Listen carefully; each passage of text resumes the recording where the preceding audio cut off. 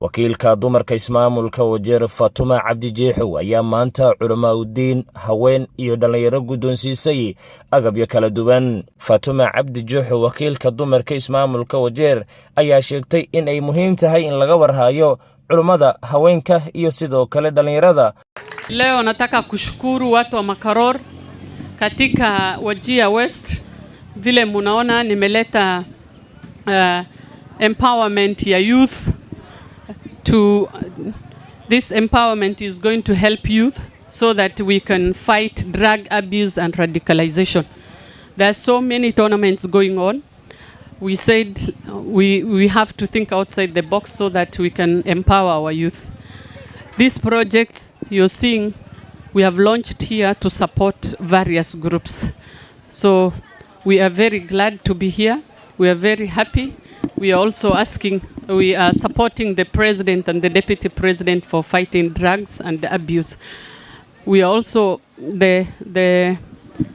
the increase of GBV, there is increase of gender-based violence in Wajir. So we are asking the people we are also fighting that so that we can support and secure our girls and study well.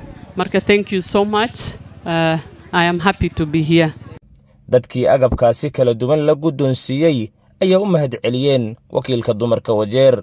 waan u mahadcelina insha Allah ta'ala barakallahu fiika ilaaha ku barakeeya intaan in ka badan waan kan sugeynay insha Allah ta'ala waxaana qayba inaas noogu maqan tahay waxa kale oo ku darayaan walaalayaal maartay walaasheen horta aan u duceeyna in Ilaahay subhanahu wa ta'ala asnoo barakeeyo maadaama maanta waxyaalaha maanta inoo keentay eed ay u bilaari yihiin laga yaabo dhaqaale fara badan inay ku bixisay aynu ku bixinaysan ogsoonahay waa u mahadcelina kun iyo kun beerin badan ayuu u mahadcelina Ilaahay khayraasiya Ilaahayna ha u barakeeyo waxyaalahan baashaan maanta waxa way waxyaalaha maartay eed loogu dhib qaba ayaa kamid tahay maxay yeelay dadka culimada khaas ahaan anaga waxyaalaha inaga haysta waxa kamid ah in maartay markii meelahan oo boojigan xaqiis soo leey dad badan ayoo qaan meeshan way joogan markii imtixaamaha iyo waxyaalahaas la aadaya in badan meelaha qaarkood waqtiga qorraxda ay soo kululaatay waa laga fiigaan ومع ذلك هدي مارتي بهاشان iyo wax la mid aan haysan lahayn waxa laga yaabaa in maartay ilaa waqtiga 7 saac xataa maartay laga yaabaa in ba ayada lagu dhax dukudo.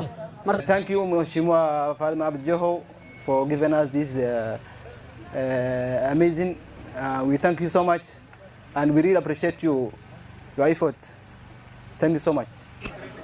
maanta way ku mahadsantahay Awoomir Fatuma Cabdi Jeexow way ku mahadsantahay Madam Fatuma Cabdi Jeexow dhalinyartan ay mashquulisay ay dhaqaale gelisay ay tent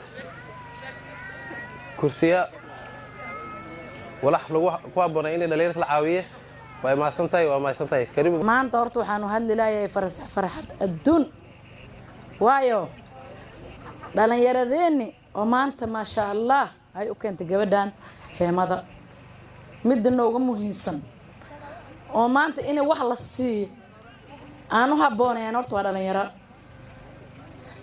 Fatuma Jeexow horta waad ku maasan tahay dhalinyaradana maalgeli waxaad hadda u keentay wax kale ugu sii dar annaga waayo hadin ma moodinaanay dhalinyarada waad aragtay daroogada iska cunaan wax walba iska cunaan maadaama aad hadda heemada u keentay shaqay ku galayeen hanti ay ka helaan fikradooda waxa dhici karta inay wax ka weyn sii qabsadaan dhici karta waad ku mahadsantahay mideeda labaad culummo wax taxgelina ma arkin maadaama haddana culumadeena aad u keentay heemad ma sha Allah waad ku mahadsantahay maanta muxaadara hadii meel laga dhigaa oo hadda kursiyaashan iyo heemadahan inta la geey 100 ruux ay isku yimaadaan ajirkooda leedahay waad ku mahadsantahay gabdhahan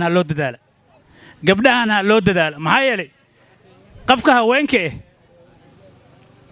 ninaad cid ugu tagi ilmiyaad ugu tagi waxaad leedahay bal ilmahan si ay waxaan aadaa safar yar wax doonto qumba hataa dhex geli hataa subag doonto mari hooyadood ba haday maqan tahay wax un baa ka muuqdo hooyadood laakiin guriga haday joogto hataa iidoonba xaqooda fiirin waa iska fiican yihiin gabdhahan loo dadaala si kastaba ha noqotee wakiilka dumarka ismaamulka Wajeer ayaanan ahayn markii ugu horreysay oo ay mashruuc agab lagu qaybinayo ka fulisay ismaamulka Wajeer iyadoo sanadkan gudihiisa dhowr jeer mashaariic horumarineed ka fulisay ismaamulka Wajeer.